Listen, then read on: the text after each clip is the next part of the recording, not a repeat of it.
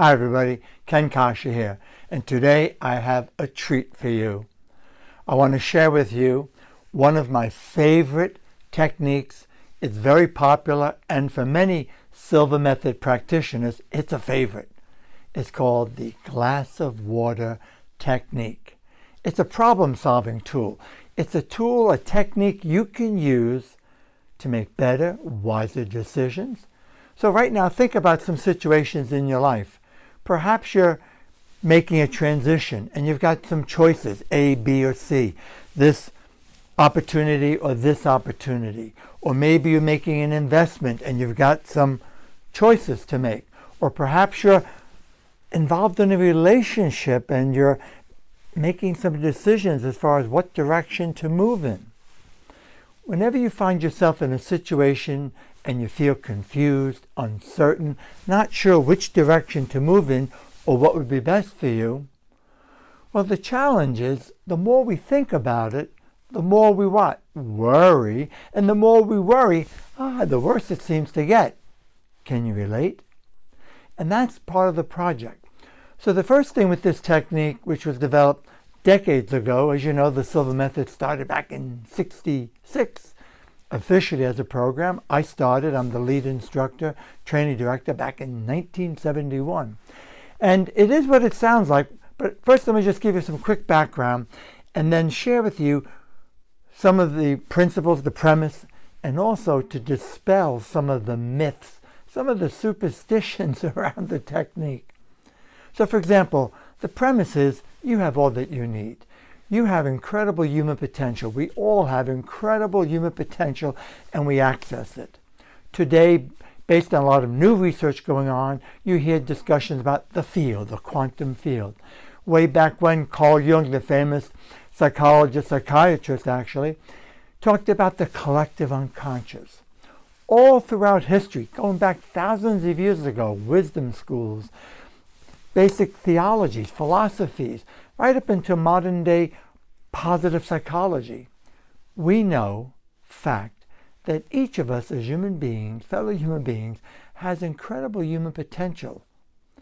The challenge is accessing, well, perhaps you might say the challenge is first believing that, recognizing that, and then learning how to access it in such a way that we don't get in our own way. And worry, fear, is one of the big blockers. Dread, another block to that. So remember the premise. You have this already. Nobody, not even the Silva Method, can give you anything you don't have already. What our program is and has been, it may not be for everybody, but it's been for millions and millions of people in over 110 different countries, a reliable, science-based, systematic, step-by-step approach to solving problems. And this is just one of them, a glass of water. So let's take a look at it. And if you're still with me, think about a situation, a challenge you have. And the first step is to actually get a glass, a drinking glass, and fill it with water. Best to do this at night, just before you go to sleep. And you fill it with water, not wine, not beer. I know you know that. Couldn't resist. It's not the special glass of wine technique.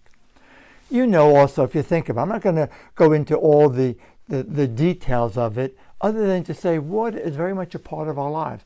Our body, the vast majority of our body is fluid. We need water to survive. Water is a very good, excellent conductor of electricity. We know that we are energetic beings. I'm not going to go on and on. Water has also been used throughout the ages as a very symbolic gesture of cleansing, purification, etc. Water also is easily accessible and it's neutral. Real glass. Best, ideally best, you have access, a glass versus plastic or even a ceramic mug. Ceramic mug would be the second best to use, but ideally glass. Why? It has a molecular structure. It's alive. Plastic, well, that's a whole different topic. Then, with this, putting in, and oh, by the way, people have asked, I can't make this up, Ken, it's just a very small problem I'm working on. Maybe I should just use a small little shot glass. Others will say, but this is huge. This is a turning point in my life. Maybe I should use a large tumbler. No, you'd be up all night if you use the large tumbler, and that might be part of the solution or add to the problem. So a regular sized drinking glass, not too big, not too small. And you're actually going to fill it with drinking water. No big deal, right? Why at night before you go to bed? So here's the key. How often have you heard the expression, let me sleep on that? It's a very common expression, and invariably people wake up in the morning and know what to do. So understand that and think about it in your own life. The more we think about something, sometimes the more confused we get, maybe more we risk worrying. And then if we worry, we start to release stress hormones into the body. And the risk is if we have too many stress hormones starting to flood the body, we run the risk of what? Slipping into survival mode. And then when that happens, blood and oxygen is minimized going to the brain. And in essence, we get blocked from our higher thinking functions. It's a block to intuition and the flow. And sometimes the more we think about it, the more we worry, the worse it gets. Can you relate? So you're doing this at night just before going off to sleep, because then you can't think about it. And then you're going to repeat the application first thing in the morning because you haven't started your day. And I mean the very first thing, you get up and you drink the remaining half glass of water. So the principle is, the tool, the technique works like this.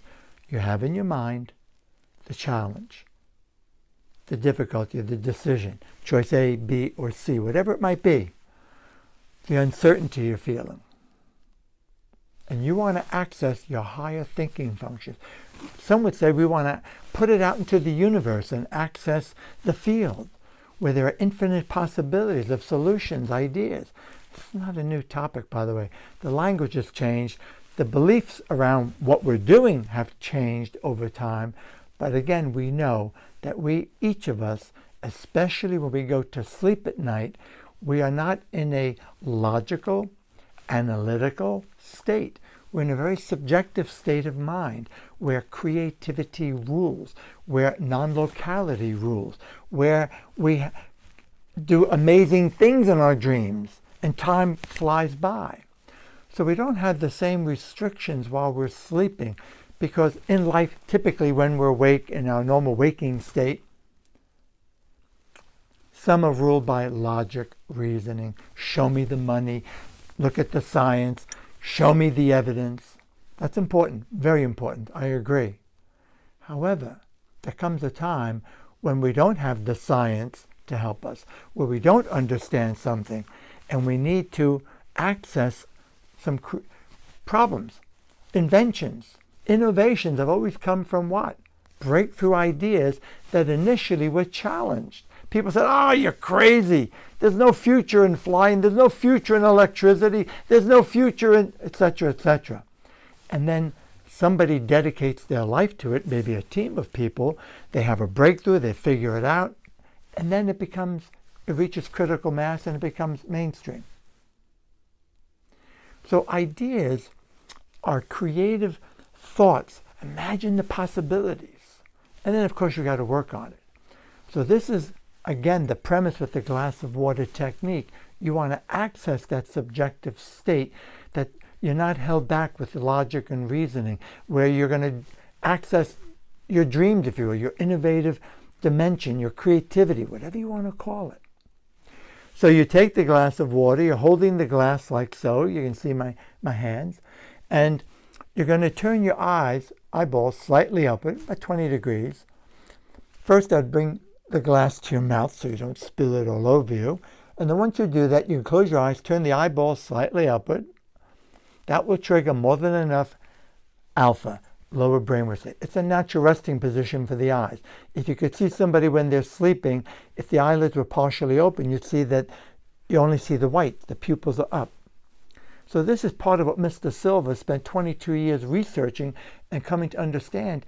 And even himself said, I didn't do anything new, but what he did was he packaged, he organized universal principles in such a way that we could use them and form tools, techniques to help us create a better life for ourselves and our family. So let me just demonstrate it. What is it called? And you actually, I'm not going to do the whole, about half. Then take the remaining half glass, put it anywhere you like, your bedside, in the drawer, in the fridge, under the bed, up to you. I say that tongue in cheek because, again, I can't make this up. People have come back and said, Ken, I woke up in the morning only to find that my dog had slobbered all over it and helped himself to my water. Or maybe it was your cat. Well, I love animals, but no way am I sharing spit with them. But people said, maybe that's part of the solution. Should I drink that? Well, I wouldn't. I'd get another, get another half glass. Or set it up so that they can't access it. It would be best. People have awake in the morning and said, Ken, I woke up and there's a fly floating in the water. What do I do? Really? No way I'm going to drink that. So be careful. There are too many myths. There are too many superstitions. There's no magic to this. It's a principle of giving yourself a clear intention. You're accessing this at night before bed because you're thinking about it and you want to access that desire, that energy, because it's something that's really bothering you, that you're concerned about. So you want to leverage that desire, that energetic expression. And then you're objectively actually doing something, drinking the water, which is very symbolic. You're taking action. The brain responds to symbology. And then you're clearing your mind, well, in a semi-relaxed state. This is all I need to do to find a solution, is what you're thinking, to this project I have in my mind. So you've obviously got it in your mind. Then you're putting away and you let it go. You surrender it. You put it out there into the universe. You surrender it to God. You surrender it to higher intelligence. You surrender it to your subconscious. Depends on your spiritual persuasion and background. And please relate to it in your own way. The surrendering, though, is important because you're letting go. You're not digging it up. You're not adding more pressure. If you add pressure, if you add more stress, nothing will happen. You're going to block the creative flow. So you get into bed. If you're a meditator, a Silva Method practitioner, of course, you can enter your alpha level, as we say, and go to sleep. First thing in the morning, though, you take the remaining half glass. Same thing, you've got the project in your mind. You bring it to your lips, eyelids closed, eyeballs slightly upward into your head, and you just let them rest. And while you're finishing the glass of water, the half glass, tastes good, you're saying to yourself, again, this is all I need to do to find the solution to the problem or project I have in my mind. Then let it go, wash your face, relieve yourself, do your morning meditation, key time to do it, and do your best not to think of that. The rule of thumb is you want to wait, give it about 3 days. Sure, there's a lot of symbology about the power of 3, and that's a whole different topic that I'm not going to attempt to go into now. It's part of Mr. Silva's research. But basically, you don't want to expect poof, instant, and you don't want to wait for the rest of your life. So it's good to have a deadline within 3 days. And what you're then looking for is a meaningful synchronicity, a meaningful coincidence, if you want to call it that. Something either gets easier, makes more sense, feels good, you're inspired, or just the opposite, it feels worse, which means change your direction. Is that clear? Still with me? I'll give you a quick example.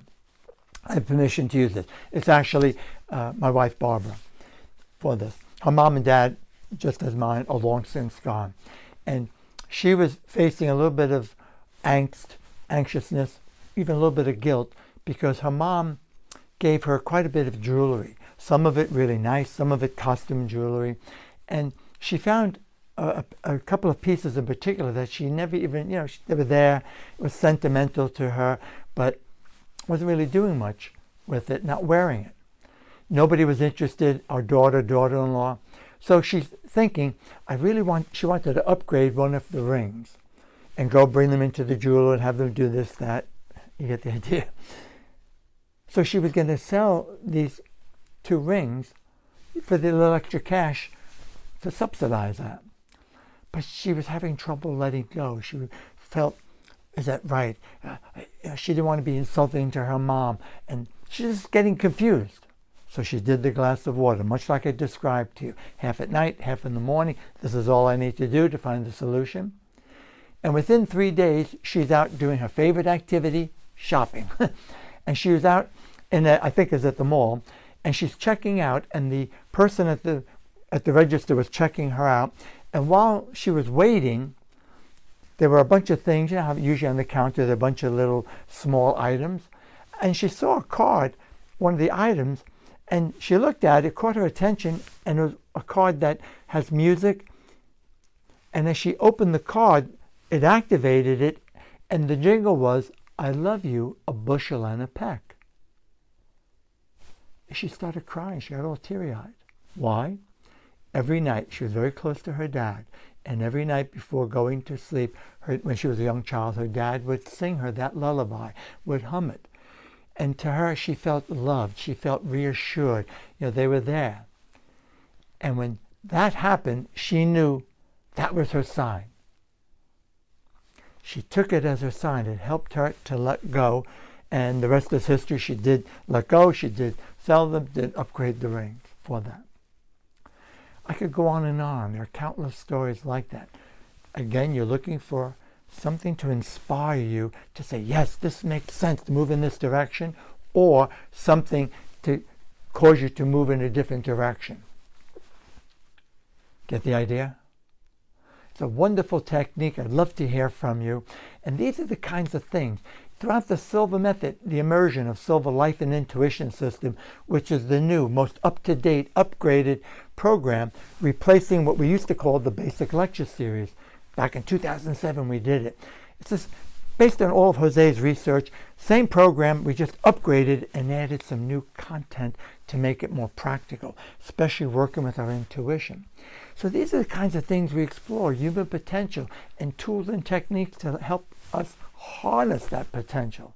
So if this is resonating with you and you find it of value, share it with somebody who you think or know could get some value with this. Please do help that. If you're not already subscribing to my YouTube channel or following our social media, please do. This way you'll be the first to know when I release new videos or training or announcements that are made. And I'd love to meet you one day. And I remind you, before saying so long, you are far more than you realize. You are far greater. Give yourself a break. We all need to stop beating ourselves up and recognize who we are and our place in the universe. I know it's hard to believe sometimes when the going gets tough, but we have the tools. So hang in there. You've got this. Thank you.